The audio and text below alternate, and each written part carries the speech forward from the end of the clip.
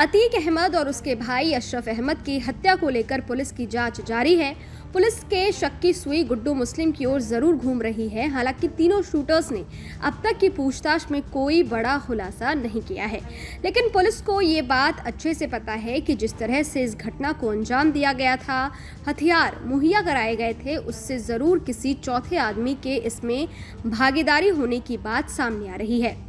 Police की शुरुआती पूछताछ में तीनों ही आरोपियों ने बताया कि वो तीनों ही इस वारदात को साजिश रचने वाले और अंजाम देने वाले हैं और कोई इसमें शामिल नहीं है।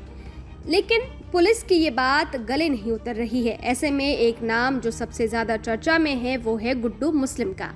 जानकारों की माने तो गुड्डू मुस्लिम पर इसलिए शक किया जा रहा है क्योंकि अतीक के समर्थकों का मानना है कि असद की लोकेशन की पुलिस को जानकारी गुड्डू मुस्लिम ने ही दी थी। ऐसी बात भी सामने आई है कि अशरफ के किसी आदमी ने उससे ये जानकारी दी थी कि गुड्डू मुस्लिम पकड़ा गया है और यही बात उसने अतीक को बताई थी। अतीक जब मीडिया के सामने गुड्डू मुस्लिम के बारे में कुछ बोल रहा था, तभी तीनों हमलावरों ने अतीक और अशरफ पर ताबड़तोड़ फायरिंग कर दी थी।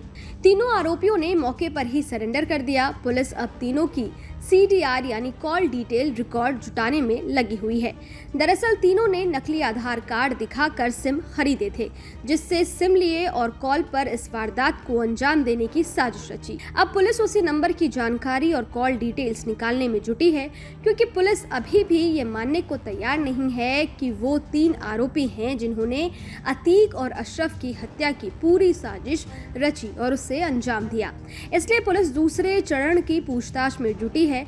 अब इन आरोपियों ने जहां से मोबाइल फोन खरीदा वहां से पूछताछ होगी, जहां से सिम लिया, जहां सिम फेंका, फिर प्रयागराज का सफर कैसे तय किया, इन तमाम पहलुओं पर पुलिस जांच करने में जुटी हुई है। वहीं दूसरी तरफ पुलिस का इस बात से भी इनकार नहीं है कि इस वारदात को अंजाम देने में किसी दुश्मन गैंग का भी हाथ हो सकता है, क्योंकि अतीक की दहशत को खत्म करने के बाद ही किसी विरोधी गैंग को खड़े होने का मौका मिलेगा और पकड़े गए तीनों आरोपियों में से कोई भी इतना बड़ा नहीं है जो इस साजिश को अंजाम दे सके। पुलिस की थ्योरी में ये भी सवाल है कि तीनों अलग अलग जगह रहने वाले लोग अचानक से मिलकर इतनी बड़ी वारदात को अंजाम देने का प्लान नहीं बना सकते हैं, क्योंकि जिस तरह से इन तीनों ने मौकाए वारदात पर अतीक और अशरफ को शूट करने के तुरंत बाद पिस्टल फेंक कर सरेंडर किया, उससे ये लगता है कि किसी ने इन्हें पहले से अच्छी तरह से ब्रीफ किया था कि कब क्या करना है।